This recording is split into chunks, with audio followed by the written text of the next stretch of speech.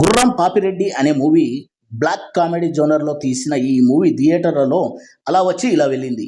ఇప్పుడు ఇదే movie జీ5 OTT ప్లాట్ఫామ్లో స్ట్రీమింగ్కి వచ్చింది. రీసెంట్గా మూవీ చూశాక నాకైతే నచ్చలేదు. బోరింగ్ స్క్రీన్ ప్లేతో అర్థం లేని క్యారెక్టర్లతో సహనానికి పరీక్ష పెట్టింది. కథ విషయానికి వస్తే గుర్రం పాపిరెడ్డి అంటే ఒక చారిత్రక హీరో కాదు, పురాణాల్లోని క్యారెక్టర్ కాదు. ఖమ్మం జిల్లాలోని ఒక గ్రామీణ ప్రాంతానికి చెందిన కుర్రాడు. అంతేకాని మూవీ టైటిల్ చూసి ఏదో కొత్తదనం ఆశిస్తే భంగపాటు తప్పదు. అలా ఈ గుర్రం పాపిరెడ్డి స్కాములు చేయడంలో ఆరితేరినవాడు.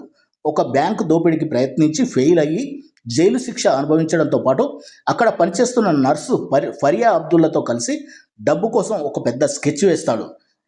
కళింగ పోతురాజు అనే ట్రస్ట్కి వారసులు లేకపోవడంతో ఒక అనామకుని కళింగ వారసుడిగా కోర్టులో ప్రజెంట్ చేసి అతనే కళింగ వంశానికి రాజు అని ఎలా నిరూపిస్తాడు అనేది కథ.